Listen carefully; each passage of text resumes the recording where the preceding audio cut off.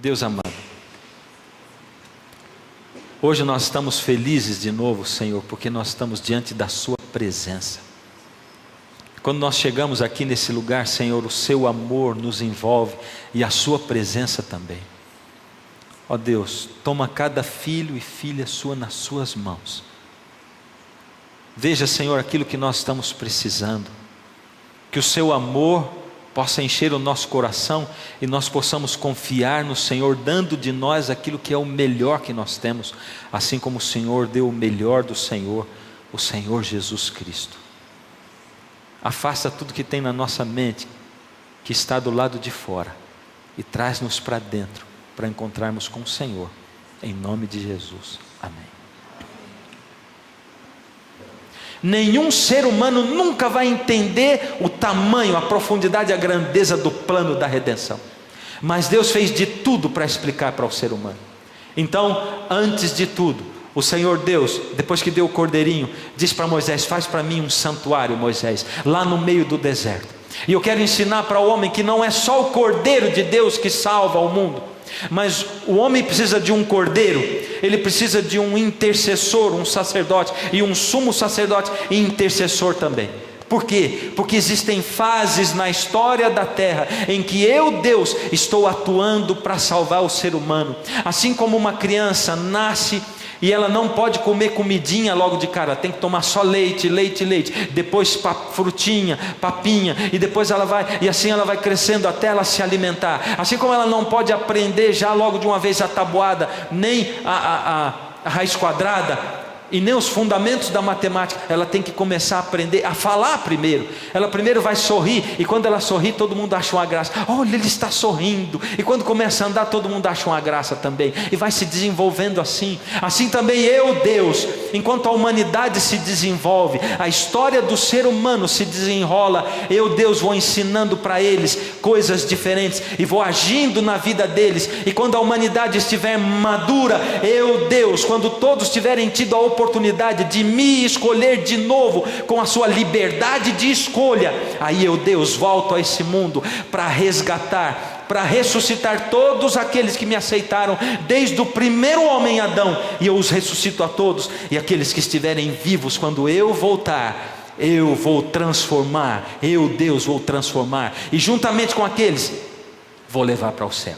Então o Senhor Deus mandou Moisés construir um santuário, e esse santuário foi construído no meio do deserto. E aí nós começamos a ver a história do santuário, e nós vimos nos outros programas. Lá no pátio do santuário acontecia o sacrifício, ali ficava o altar, ali o cordeiro era morto, e tinha também a pia, que era o outro móvel do santuário.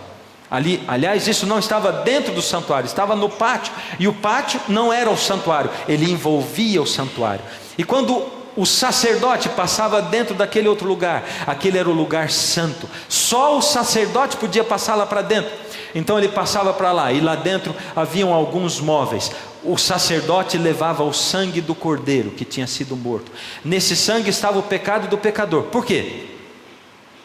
O que o pecador tinha feito? Ele pôs a mão sobre a cabeça do cordeiro antes, confessou o seu pecado. O pecado passou simbolicamente para o cordeiro, e o sacerdote aparava o sangue com uma vasilha, e só ele podia levar lá para dentro. Por quê? Porque ele se preparava. O pecador não podia ir diante da presença de Deus, e todos os dias, o ano inteiro, o sacerdote entrava ali, e ali tinha 3 móveis: o altar de incenso lá na frente, de um lado o castiçal com as 7 lâmpadas, e do outro lado a mesa com os pães da proposição, ou da presença de Deus. E o sacerdote levava esse sangue ali, representando o sangue de Cristo. Quem era o sangue? Representava quem?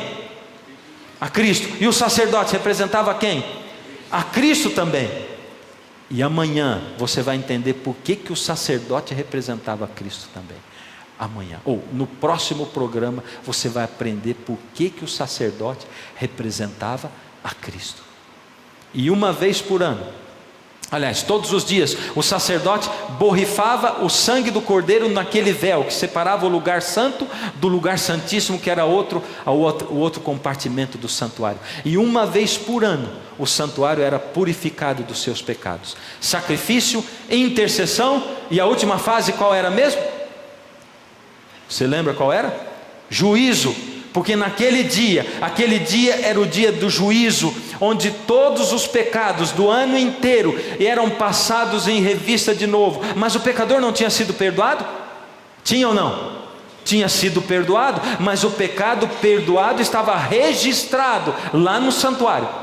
Isso significa, Deus quer dizer para você e para mim, que Ele aceita você do jeito que você está, pecador do jeito que você é, miserável, sem querer saber de Deus. Ele arranca você da sua vida de pecado e traz você, mas quando Ele entrar no seu coração, Ele vai querer mudar o seu coração, Ele vai querer purificar o seu coração, Ele vai querer mudar a sua vida e mudar as suas atitudes. Não existe aquele cristão que diz assim: eu fui salvo por Jesus, agora eu sou salvo para sempre. Posso bater na mulher, posso xingar a mulher, eu posso fazer tudo o que eu quiser, não tem problema. Não é assim. O Senhor Jesus entra e Ele transforma a sua vida. É assim. Por isso o sangue, o pecado ficava registrado no sangue o ano inteiro no santuário. Por quê? Porque o Senhor Jesus, o Senhor Deus, ia fazer o juízo e ver se a pessoa tinha mesmo mudado de vida e se ela aceitava realmente o sacrifício. Por isso o juízo, o dia do juízo, era o último dia. O que acontecia dentro do santuário? A transgressão, o pecado acabava, dava fim aos pecados, porque perdoava todos os pecados e trazia justiça eterna para a terra. Não podemos esquecer isso hoje. O que o santuário fazia lá? Cessava. O que mais que ele fazia? Dava fim aos pecados. E o que mais? Trazia justiça eterna. Era isso que fazia o santuário. Tendo Jesus nascido em Belém da Judéia em dias do rei Herodes, eis que vieram os reis magos do Oriente a Jerusalém e perguntavam: onde está o recém-nascido rei dos judeus? Porque vimos a sua estrela no Oriente e vimos para adorá-lo. Reis magos? Quem eram esses homens? Eles eram judeus? Sim ou não? Não. Eram reis magos vindo do Oriente. Reis magos? Se eles eram reis magos, eles eram estudiosos de profecias. Eles se interessavam por profecias de todos os povos e eram homens de coração sincero. Por isso, lá no Oriente, na terra deles, eles estudaram também as profecias dos judeus.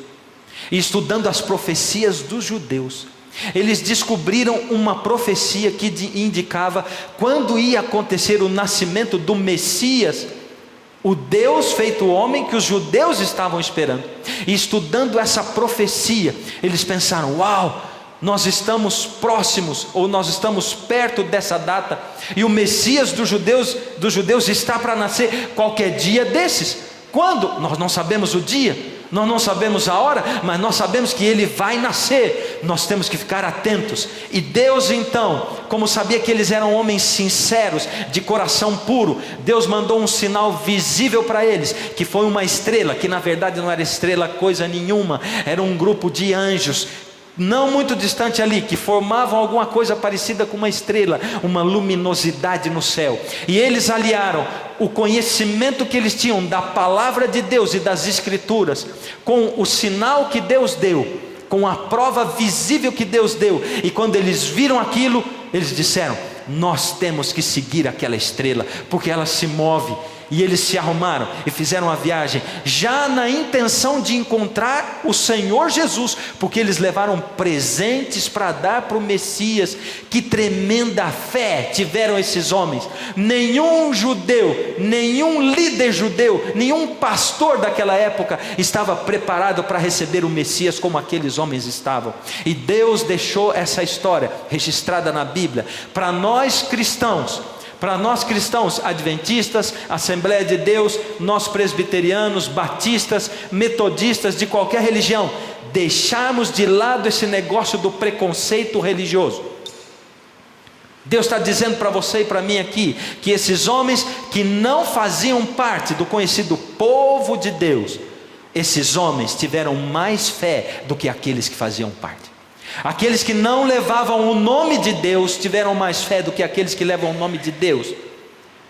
E ai de nós, cada um de nós cristãos, quando nós olhamos para os não cristãos e os criticamos dizendo: ah, mas que absurdo, como pode? Eu me sinto melhor do que ele. Por que eu sou melhor do que ele? Um dos piores preconceitos que existe no mundo é o preconceito religioso. Eu estou para ver, guerras acontecem, e nós cristãos somos acusados de levantar guerras por causa de preconceito religioso. Você conversa com uma pessoa dentro de um ônibus, e a conversa está muito bem, você fala de Deus, e ela quer ouvir falar de Deus, até que a pessoa pergunta: de que religião você é? Você diz: eu sou adventista do sétimo dia. Ah, acabou. Por quê? Você é uma seita, é por isso. Você é seita, você não é religião, você é seita, porque você não aceita Jesus. Mas como eu não aceito Jesus? Você quer salvar pelas obras da lei, mas como eu quero salvar pelas obras da lei? Se guardar a lei não salva ninguém, não conta ponto para ninguém, como? E aí acaba a conversa. A palavra de Deus está dizendo: para de ter preconceito religioso. Deus tem pessoas sinceras em todas as religiões. Só existe um caminho, uma verdade e uma vida. Não existem vários caminhos que levam a Deus, não. Só existe um caminho, uma verdade e uma vida, e ele se chama Jesus Cristo, nosso Senhor. Eu sou o caminho, a verdade e a vida, é o que o nosso Senhor Jesus Cristo diz. Só existe esse caminho, mas existe gente sincera espalhada para todos os lados, e esses reis vieram. Porém, existe uma pergunta tremenda. Esse era o ano 3, Jesus não nasceu no ano 0, por causa de problemas de calendário. Começaram a contar diferente. Então, o tempo de Jesus ter nascido é o ano 3. Que profecias esses homens estudaram? Quais foram as profecias que eles estudaram? Se tinha uma profecia que indicava para eles que estava perto do nascimento de Jesus, você conhece essa profecia? Você conhece? Aliás, essa profecia, eu já vou adiantar para você, que nós vemos hoje, diz exatamente o ano do nascimento de Jesus, o ano do batismo de Jesus, exatamente. Ela diz exatamente, porque as profecias da Bíblia não são como as profecias de Nostradamus e outras profecias, aquele negócio generalizado. A profecia da Bíblia, ela é detalhada, ela é detalhadíssima. Eles estudaram essas profecias. Vamos dar uma olhada. Daniel foi levado cativo. Quem foi Daniel? Daniel foi um jovem judeu que viveu 600 anos antes de Cristo, aproximadamente. Nessa época, o povo de Deus se apartou de Deus, se afastaram tanto de Deus, cuspiram tanto no rosto de Deus, que Deus teve que se afastar um pouco deles. E para eles poderem aprender, para eles poderem sentir falta de Deus, Deus não podia, eles não permitiam que Deus chegasse perto deles. Por isso Babilônia veio, um rei que você não pode esquecer o nome diferente, chamado Nabucodonosor. Nabucodonosor, rei de Babilônia, entrou no povo de Israel, entrou em Judá, e ali ele acabou com Jerusalém, acabou com o templo, levou todos os materiais, os utensílios sagrados do templo, lá para a Babilônia, e junto ele levou Daniel, um jovem de 17 anos, cativo, ele e alguns príncipes, ou vários príncipes de lá de Israel. Nessa época agora, haviam se passado muitos anos, já não era mais o rei Nabucodonosor que era o rei de Babilônia. Nessa época, Belsazar era o rei de Babilônia, ele era um rei interino. O mais interessante é que quanto mais passa o tempo, mais a arqueologia ajuda a provar que a Bíblia estava certa. Há aproximadamente 100 anos atrás, os críticos da Bíblia, os descrentes, riam quando se falava a palavra Nínive, porque eles diziam: a cidade de Nínive não existiu. Isso é lenda bíblica, essa é a história de Jonas que foi pregar para Nínive. Não existiu Nínive, até que 100 anos atrás os arqueólogos descobriram Nínive, uma das maiores cidades, com a maior biblioteca já encontrada pela arqueologia. E até pouco tempo atrás os arqueólogos diziam que Belsazar nunca existiu, esse rei de Babilônia. No entanto, há pouco tempo atrás os arqueólogos encontraram registros de que quando o rei Nabonide, e esse está registrado, já estava na história, Nabonide foi guerrear durante 8 anos, esse rei Belsazar foi rei interino de Babilônia. E portanto os críticos de novo tiveram que se calar diante das evidências. É só esperar, e a Bíblia vai sendo comprovada cada vez mais pela arqueologia. Então Daniel teve um sonho. Quando a visão me veio, pareceu-me estar na cidadela de Suzã, que é província de Elão, e vi que estava junto ao rio Ulai. Então levantei os olhos e vi. E Daniel começou a ter uma visão muito diferente. O que Daniel viu? Ele viu todos os próximos impérios depois de Babilônia, todos eles. Primeiro império foi Babilônia. E se você pegar um livro de história qualquer, você vai ver, comparando com a Bíblia, Deus descreveu para Daniel que depois de Babilônia viria a Medo-Pérsia, e que depois da Medo-Pérsia viria a Grécia, e depois da Grécia viria Roma. Deus mostrou cada um desses impérios para Daniel, todos eles. Primeiro Babilônia, depois o quê? Depois Medo-Pérsia, depois Roma. E Deus disse para Daniel: depois esse reino de Roma vai se dividir, e nunca mais ele vai se unir, nunca mais vai ser um reino só, nunca mais. E de Roma nunca mais se uniu, e nunca mais teve um império mundial. Quando Hitler fez a Segunda Guerra Mundial, e a Alemanha saiu conquistando e conquistando, quando faltava pouco para Hitler ser o imperador do mundo, as pessoas do mundo inteiro achavam e temiam que Hitler ia ser o imperador do mundo, porque não tinha quem batesse o exército da Alemanha, até que ele perdeu a batalha, suicidou, porque não teve saída. O que Deus disse não é desdito, a história confirma exatamente o que Deus fala, e nunca mais haverá uma só nação regendo o mundo inteiro. Não vai haver uma potência mundial como imperador do mundo, porque o Senhor Deus predisse, Ele falou, e assim é o que tem acontecido. Agora veja, surge então, no meio da visão de Daniel, ele viu os poderes todos vindo depois de Babilônia, e de Roma ele vê que surge um poder espiritual, um poder diferente. E ele diz assim, lá na profecia diz assim: cresceu até atingir o exército dos céus, alguns do exército dos céus e das estrelas, lançou por terra e os pisou. Que poder espiritual tremendo era esse! Aliás, esse poder, ele causou uma transgressão assoladora dentro do santuário, e a visão dizia assim: ele tinha esse poder todo e causou uma transgressão assoladora, além da contaminação que já existia no santuário, por causa do pecado do povo.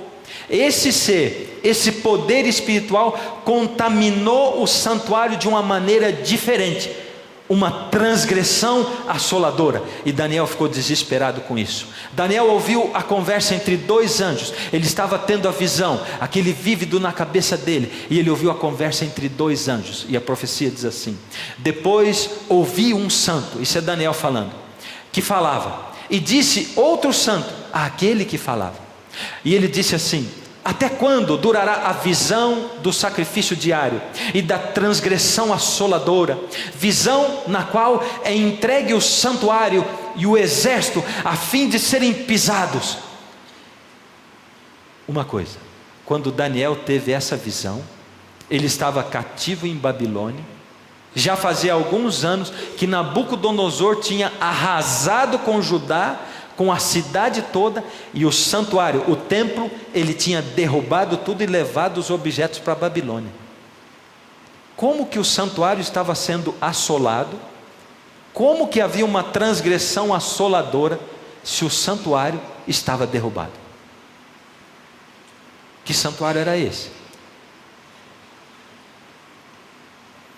Até quando durará a visão do sacrifício diário? Qual era o sacrifício diário? Acontecia todos os dias lá no santuário de Israel.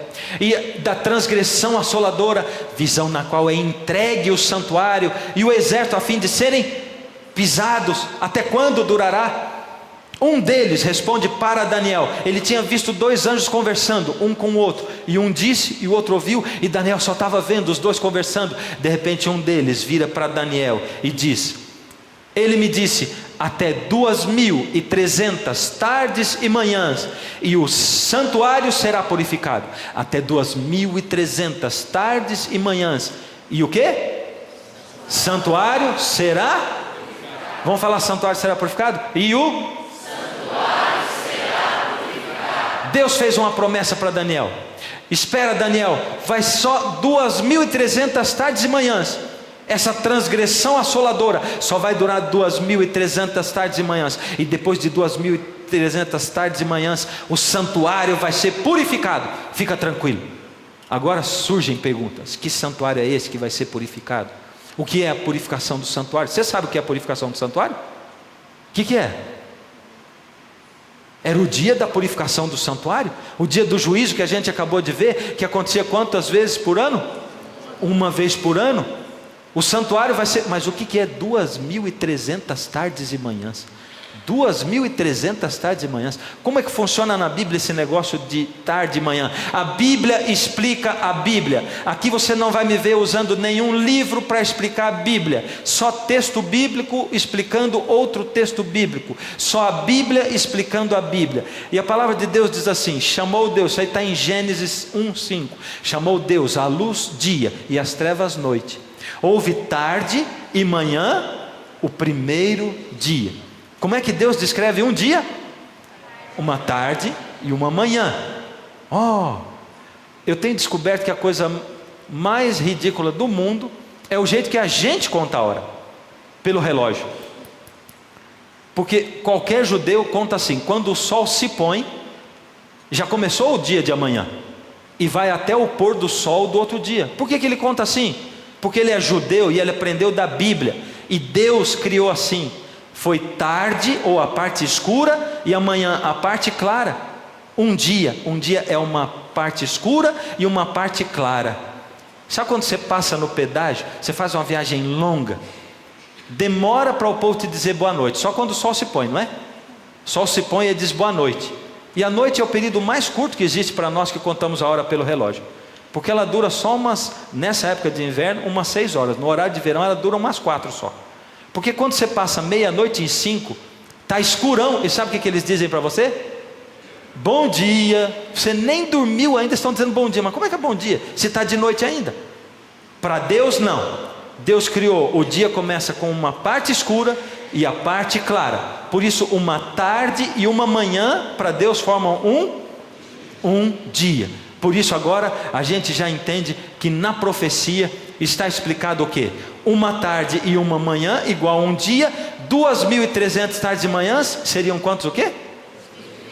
2.300 dias. Ou seja, o anjo falou para Daniel: fica tranquilo, porque vão se passar 2.300 dias, e aí o santuário vai ser purificado, vai acabar essa transgressão assoladora. Então agora está marcada a data. Qual é a data? Números 14:4 é um dos textos da Bíblia que mostra para a gente uma coisa interessante. E antes de você ler aquele texto, eu quero te explicar um negócio. Toda vez que na Bíblia a gente estuda profecia, livro profético, quando se trata de profecia, um dia equivale a um ano. Peraí, de onde você tirou isso? Da Bíblia. Vou mostrar 2 textos, dos textos que existem. Segundo o número dos dias em que espiastes a terra, Deus está falando 40 dias, cada dia representando um ano. Levarei sobre vós as vossas iniquidades 40 anos, e tereis experiência do meu desagrado. Aquele povo de Israel ficou 40 dias espiando a terra, e quando os espias voltaram, eles tiveram medo de entrar na terra. Por isso Deus disse: para cada dia que vocês ficaram lá espiando a terra, e depois não tiveram coragem de seguir sob o meu comando, eu vou dar para vocês cada dia um ano, e vocês vão levar 40 anos para entrar lá na terra de Canaã. Essa é uma profecia que eu estou fazendo para vocês. Tem mais texto mostrando isso. 40 dias te dei, cada dia por um ano. Voltarás, pois, o rosto para o seco de Jerusalém, como o teu braço descoberto, e profetizarás contra ela. De novo, numa outra profecia, Deus está dizendo: vou dar para vocês 40 dias, cada dia por um ano. Tem mais gente que chegou a essa conclusão. Qualquer teólogo sabe disso. Você já ouviu falar de Isaac Newton? Isaac Newton é um cientista, mas ele escreveu mais livro religioso do que de ciência. Sabia disso ou não? Sabia disso? Ele tem muito mais livro religioso, e ele era um assíduo estudante das profecias, Isaac Newton. E depois de estudar a Bíblia, ele declarou que havia um princípio dia-ano, e que 2.300 dias equivaliam a 2.300 anos. Olha o que ele diz nesse livro, Apocalipse de São João, por Isaac Newton. Nas profecias de Daniel, um dia equivale a um ano. E esse foi o Isaac Newton, e os teólogos concordam com a mesma coisa. Então, agora nós temos aí um período interessante, 2.300 anos. Nesses 2.300 anos, o que iria acontecer? O que ia acontecer em 2.300 anos? O santuário vai ser purificado. Porém, quando começam os 2.300 anos? E quando eles terminam? Será que a Bíblia fala isso? Daniel, fica tranquilo, você está vendo o santuário sendo assolado, uma transgressão assoladora. Fica tranquilo, vão ser 2.300 anos e o santuário vai ser purificado. Tá bom, mas conta desde quando? Desde quando Daniel teve a visão? Quando que conta? A própria profecia, a palavra de Deus vai explicar para nós até quando. Daniel está precisando da explicação também, porque Daniel vendo aquilo tudo, havendo eu, Daniel, tido a visão, procurei entendê-la. Eis que se me apresentou diante uma como a aparência do homem. Ou seja, ele estava tendo a visão e ele procurou entender. Meu Deus, o que significa isso? 2.300 dias, 2.300 anos, mas eu não estou conseguindo entender. E ele começou a procurar entender, mas ele não conseguia entender. E aí o que aconteceu logo em seguida? E disse: a visão da tarde e da manhã, de novo ele está tendo a explicação, que foi dita é verdadeira. Tu porém, Daniel, preserva a visão, porque se refere ainda a dias muito distantes. Uau, que coisa tremenda, a palavra de Deus é tremenda. Há dias muito distantes. Ia acontecer muito depois da época de Daniel. Será que ia acontecer na nossa época? Será? O que é a purificação do santuário? Para quando será que seria isso? Uau, Deus continua falando. Daniel diz assim: eu, Daniel, enfraqueci, e eu estive doente alguns dias. Então eu me levantei e tratei dos negócios do rei. Espantava-me com a visão e não havia quem a entendesse. Daniel confidenciou com alguns amigos próximos dele, dizia: eu tive uma visão e foi assim, assim. O santuário estava sendo pisado, e depois eu ouvi uma conversa entre um e outro, e um dizia: até quando vai durar? E o anjo virou para mim e disse assim: até 2.300 tardes e manhãs, e o santuário vai ser purificado. Aquela emoção foi tão forte que Daniel ficou doente, enfraqueceu, adoeceu, e não tinha quem conseguisse explicar a visão. Mas Daniel estava orando, se esforçando, tentando encontrar a resposta. O que era aquilo? Ele estudou a Bíblia para entender, estudou as profecias do profeta Jeremias. Daniel orou a Deus, e Daniel começou a orar para Deus por duas coisas. Primeiro, pedindo perdão a Deus dos pecados dele e dos pecados do povo, e depois pedindo a Deus, rogando a Deus para explicar para ele o significado daquela tremenda profecia. Você já teve um sonho alguma vez e não conseguia saber o significado desse sonho? Sonhos são malucos, né? A gente sonha com coisas sem pé nem cabeça. Por isso, quando a gente sonha com alguma coisa que faz sentido, a gente pensa: ué, que sonho diferente esse. Tem alguns elementos ali, e a gente fica preocupado. Daniel, profeta de Deus, um homem dedicado a Deus, que buscava a Deus em oração sincero, ele sonhou e começou então a pedir a Deus para revelar a profecia. E ele orou pedindo perdão. Eu fico bobo de ver a reação de Daniel, porque nós temos a profecia nas nossas mãos. Nós não precisamos hoje adoecer por causa disso. Mas tem muita gente que não quer saber da profecia. Tem gente que tem medo de conhecer a profecia. Vai que eu vou saber essa profecia e depois vou ter que mudar a minha vida. Tem gente que dorme na profecia. Tem gente que não busca a Bíblia para não estudar a profecia. Por isso o Senhor Deus diz na sua palavra: o meu povo está morrendo, perece por falta de conhecimento, porque não conhece a minha palavra. A palavra de Deus serve para Deus falar comigo, mas ela serve para eu entender as coisas de Deus. Deus se revela para mim através da sua palavra. Daniel ficou doente, tentando entender, e ele começou a orar, e ele orou pedindo perdão pelos pecados dele e do povo. Daniel era um bom homem, Ele buscava a Deus em oração, mas não era o suficiente para ele. E ele começou dizendo: Senhor, perdoa os meus pecados, o pecado do povo. Nós temos pecado contra o Senhor. E ele começou a orar, pedindo perdão e pedindo a Deus que o ajudasse a entender a profecia. E quando Daniel estava orando, alguma coisa aconteceu, uma coisa diferente. De repente, falava ainda na oração, quando o homem Gabriel, o anjo Gabriel, que tinha observado na minha visão do princípio, veio rapidamente, voando e me tocou. Que coisa tremenda. Daniel estava ajoelhado orando, quando o anjo Gabriel, que ele tinha visto entre aqueles dois anjos no começo da visão, veio correndo, voando e o tocou. E Daniel sentiu o toque do anjo Gabriel. O anjo Gabriel é o anjo que foi colocado no lugar de Lúcifer depois que ele se rebelou. E ele é o anjo mais importante do céu. O anjo Gabriel, sempre que trata das coisas da terra, ele vem para fazer comunicação entre o homem e Deus. E o anjo Gabriel veio e tocou em Daniel. Ele estava orando e o anjo tocou. Da onde veio esse anjo? De onde ele veio? Que coisa fantástica. O anjo disse para Gabriel assim: no princípio das tuas súplicas, Daniel, saiu a ordem, Deus me deu a ordem lá no céu, e eu vim para te declarar, porque és muito amado. Considera, pois, a coisa e entende a visão. Que coisa tremenda, queridos. É desse jeito que Deus trata com você na sua casa. Daniel se ajoelhou para orar, e o anjo Gabriel no céu. E quando Daniel começou a orar, o Senhor Deus olhou para o seu servo Daniel, um ser humano pecador e miserável como você e eu, e disse: Gabriel, corre e atende o desejo de Daniel. Ele quer saber a profecia, explica para ele. E antes de Daniel terminar de orar, o anjo Gabriel tinha saído do céu e tinha voado por todo o universo, e chegou para Daniel e tocou em Daniel e disse: antes mesmo de você terminar a oração, eu estou aqui para atender a sua súplica. É desse jeito que o Senhor Deus trata com você e comigo.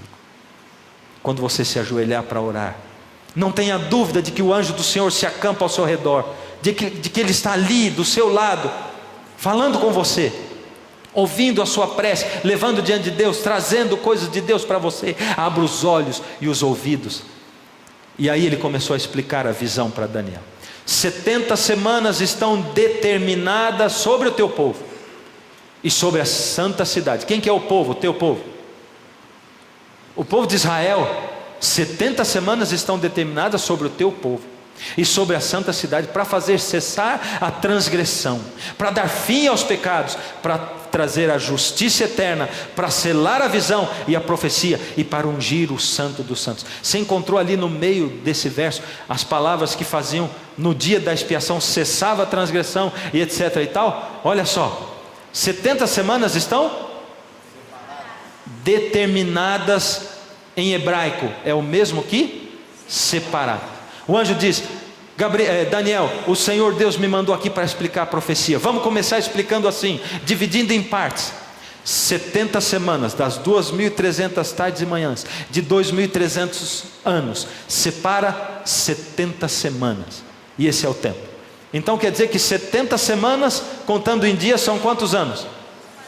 490 anos. De 2.300 anos, Daniel, separa 490 anos. 70 semanas sobre o teu povo para cessar a transgressão, dar fim aos pecados, trazer justiça eterna e ungir o santo dos santos. O que estava querendo dizer isso aí? O que acontecia no santuário lá mesmo? Cessava a transgressão, dava fim aos pecados e trazia justiça eterna. Só que agora tem um item novo. Qual é? Ungir o santo dos santos. O que será que isso está querendo dizer? Finalmente nós vamos saber agora quando começam as 2.300 tardes e manhãs, através de um texto bíblico. E o texto é esse: sabe e entende, o anjo disse, desde a saída da ordem para restaurar e para edificar Jerusalém, até ungido ao príncipe, 7 semanas e 62 semanas. Antes ele tinha falado de quantas semanas? 70. Agora ele diz: bom, 70 semanas Agora vamos pegar essas 70. De 2.300 separou 70. Agora vamos separar 7 mais 62 para acontecer tudo isso. Está complicada a coisa? Olha lá. Quando começou a contagem?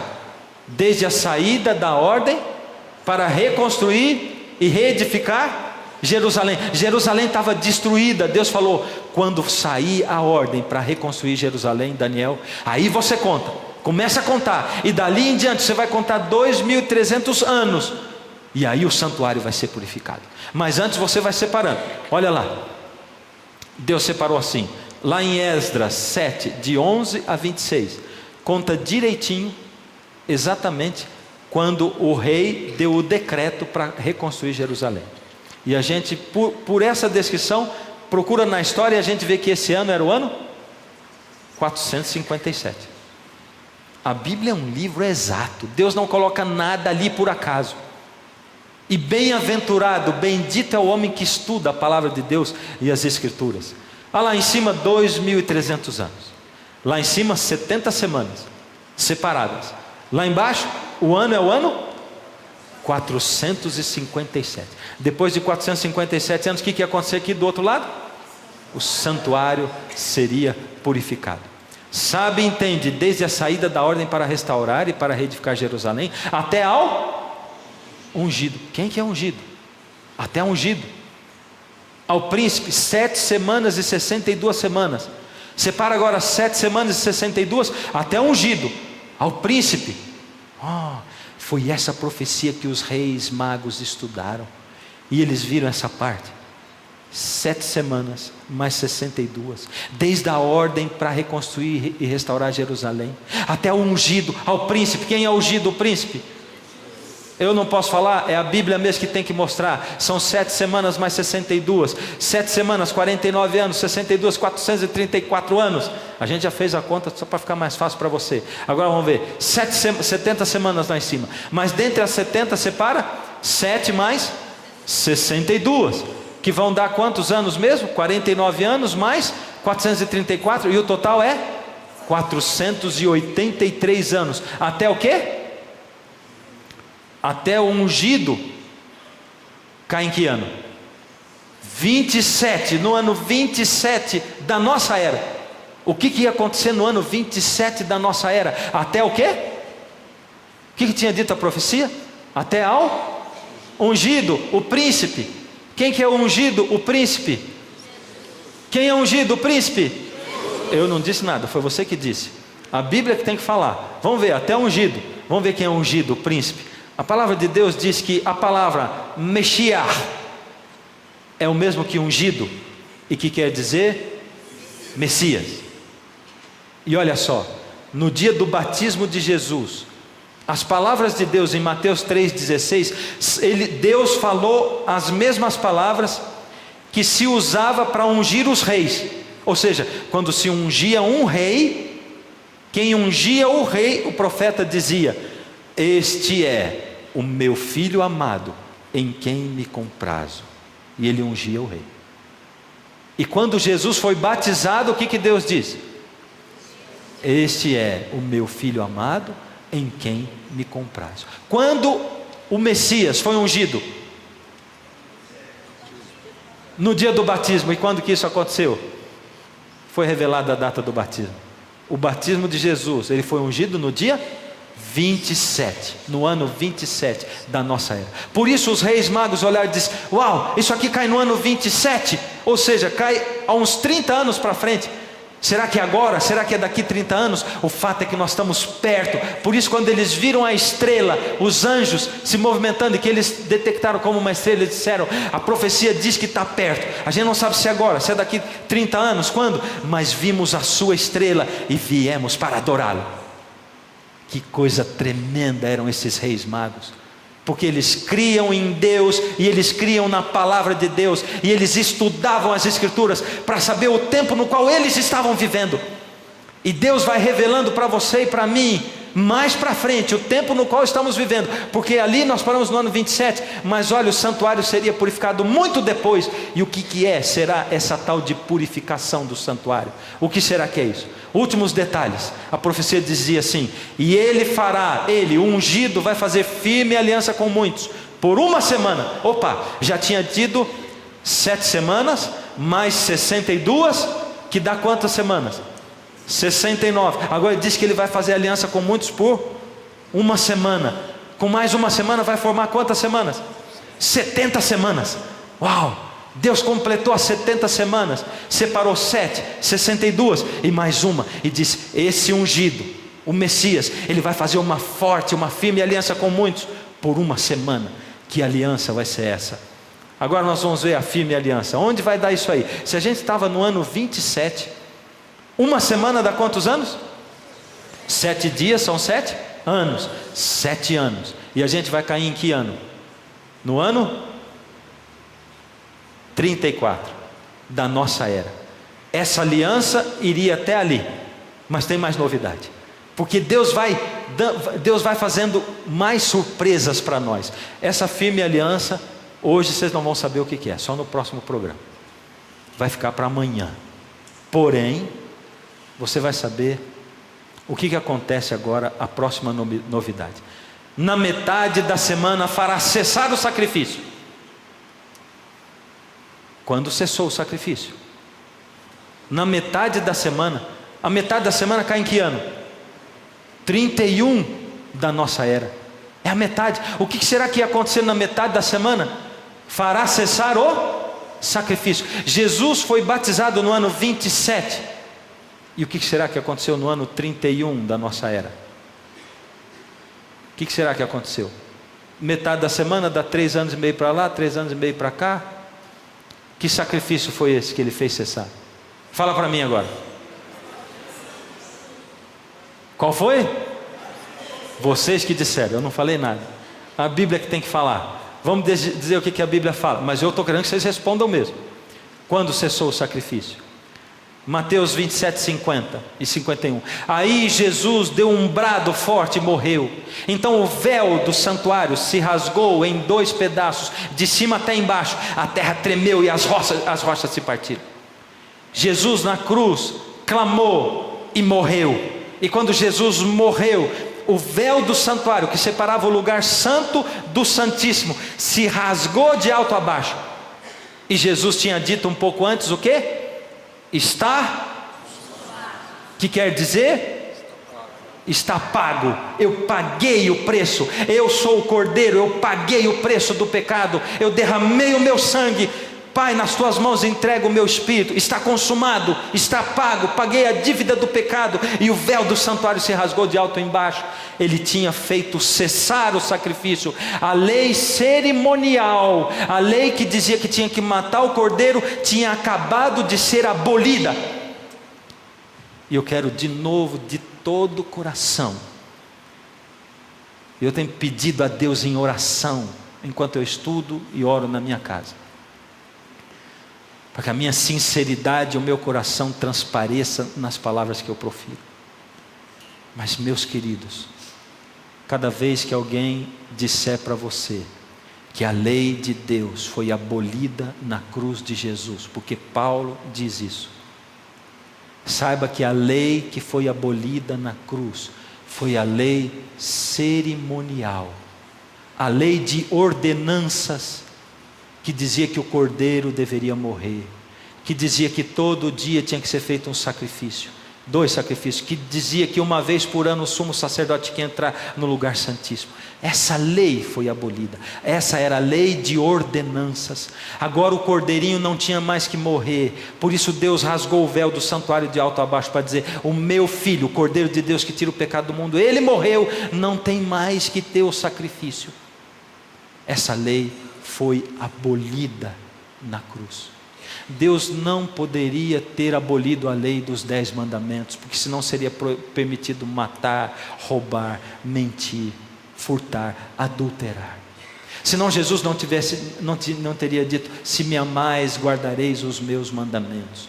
Todo aquele que diz que me ama e comete pecado, na verdade é mentiroso, e nele, mas não. Todo aquele que me diz que me ama e não guarda os meus mandamentos é mentiroso, e nele não está a verdade. Você consegue entender isso? Lê de novo os evangelhos. Lê de novo as cartas, epístolas. Lê de novo o Novo Testamento todinho, com a visão de que a lei que foi abolida foi a lei cerimonial de ordenanças, e não a lei dos 10 mandamentos. Lê de novo e vê a luz do evangelho brilhando. Porque se existe um santuário, eu não vou falar isso, só amanhã. Mas vamos lá. Agora veja. Foi revelada a data da morte de Jesus. Em que ano Jesus morreu mesmo, antes de eu mostrar, porque você já viu? No ano 31, na metade da semana, fará cessar o sacrifício. Você viu que cruz bonita essa? Vou até voltar, peraí, olha lá. Uau. No ano 31, no ano 31 da nossa era, foi a data da morte do Senhor Jesus. E o que será que ia acontecer no ano 34? Porque a aliança com muitos ia até o ano 34. E o que será que vai acontecer ali? 2.300 tardes e manhãs, 2.300 anos. O que será? Isso com certeza você não vai ficar sabendo hoje. Mas eu quero terminar dizendo para você que o santuário, ele transpira graça por todos os lados. O Senhor Jesus morrendo de graça por você e por mim, de graça. E aonde entra a lei de Deus então? Ela entra assim: eu sou pastor e realizo casamentos, e toda vez que eu faço casamento, na minha frente tem uma noiva e um noivo, e muitas das vezes eles choram, e eu sei por que a noiva está chorando. Lógico, experiência. Ela está chorando porque ela está pensando assim: meu Deus, quanta fraldinha eu vou ter que trocar, quanta louça eu vou lavar, quanta casa eu vou arrumar. E ela está chorando por isso. É ou não é? É por isso que ela chora? Quando você casou, você pensou nisso? Naquele momento, você estava assim e começou a chorar. As fraldinhas. Não, né? Chora por quê? Está feliz da vida, está se casando, entregando a vida para a pessoa que ela ama. E ele também. Os noivos choram mais que as noivas ainda. Isso é o que eu vejo. Casamento, o noivo chora mais do que a noiva. E ele está pensando: quanta conta eu vou ter que pagar? É isso? Não. Quantas tarefas eu vou ter que dividir com ela? Também não. Ele está feliz, emocionado, porque ele está entregando a vida dele à pessoa que ele escolheu, de livre e espontânea vontade. É por isso que ele está chorando, porque ele ama, ela ama, por isso eles estão chorando. A lei entra assim: quando eu entrego o coração para Jesus, eu não vou ficar pensando na lei. Mas espera aí, o que eu vou ter que fazer? Não, eu entrego por amor. Aí Jesus muda o meu coração, e eu tenho prazer em fazer a vontade de Jesus. E eu não vejo a hora que acaba o expediente no meu trabalho para voltar para casa, porque eu tenho prazer de ir para a minha casa, de estar com a minha esposa, estar com os meus filhos. Eu tenho prazer nisso. Você entende? Amor, paixão, é assim que acontece com Deus. É assim a lei de Deus também. A graça é que manda. De graça nós somos salvos, pela graça. Sacrifício, intercessão e juízo. Você já pensou em olhar o santuário? Vamos pegar agora um helicóptero e vamos subir e vamos olhar o santuário de cima. Está olhando ele de cima agora? Na sua imaginação? Olha ele de cima. Agora eu vou mandar tirar de cima do santuário aquele pano, e nós vamos ver o santuário lá de cima.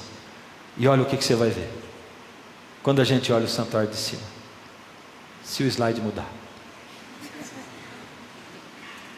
o pátio, o lugar santo e o lugar santíssimo.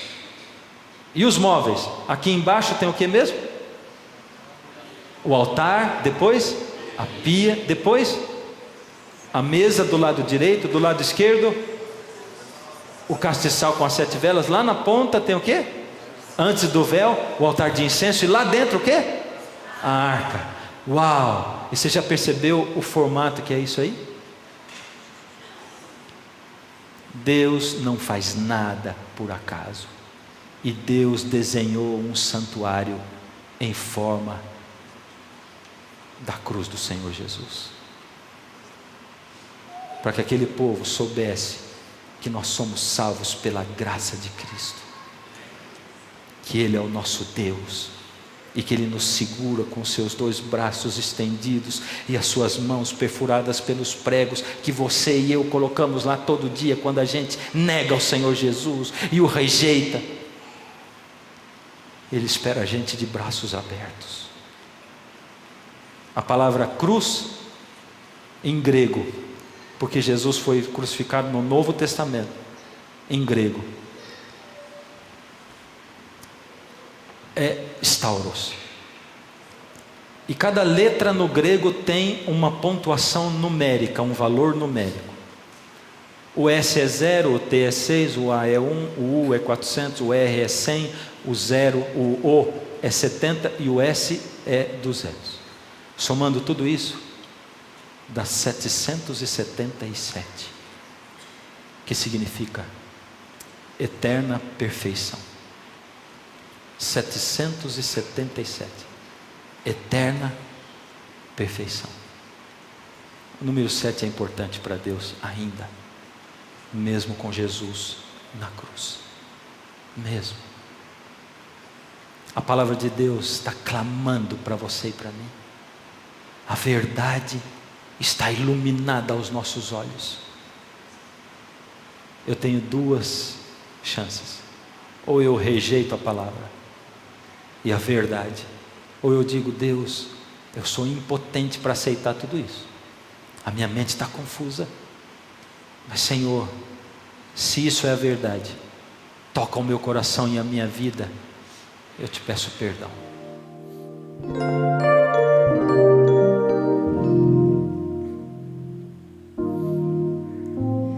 Perdão, Senhor, eu peço, não quero me esconder atrás das minhas faltas, encobrindo erros meus. Perdão, Senhor, suplico, quebrei a tua lei, feri teu coração, te entristeci, eu sei. Segura agora minha mão, ajuda-me, Senhor, dá força para eu prosseguir E a paz do teu perdão. Perdão, Senhor, se eu errei. Perdão, Senhor. Perdão se eu deixei de olhar só para a cruz. Eu quero te entregar a alma e o coração. Eu quero cumprir teu querer, Jesus.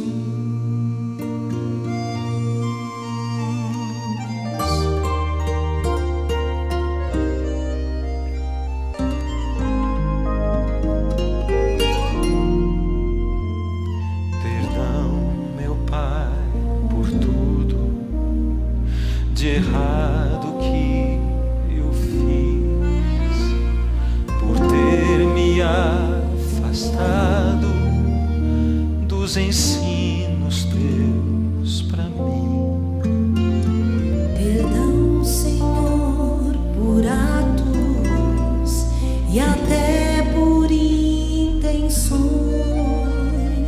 por ter me aquecido no fogo das paixões.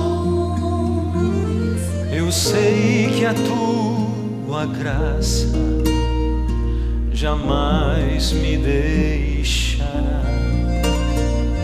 O teu amor infinito me purificará.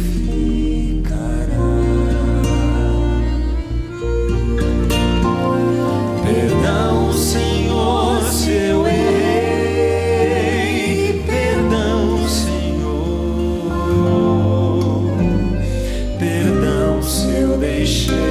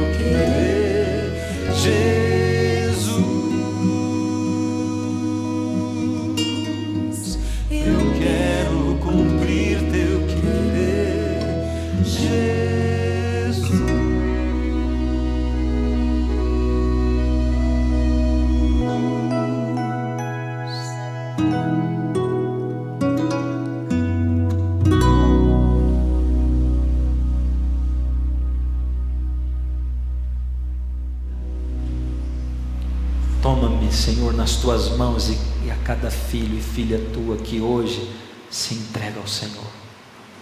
Ó Deus, somos falhos, pecamos. Senhor, nós temos transgredido a tua lei a cada dia, na mente, no coração. Queremos fazer a tua vontade, Senhor, mas somos impotentes. Aceita hoje a nossa entrega, Senhor, e queremos seguir a sua verdade, e não nos deixa ser enganados por ninguém, Senhor. Que a luz da tua palavra brilhe diante dos nossos olhos, em nome de Jesus. Amém, Senhor.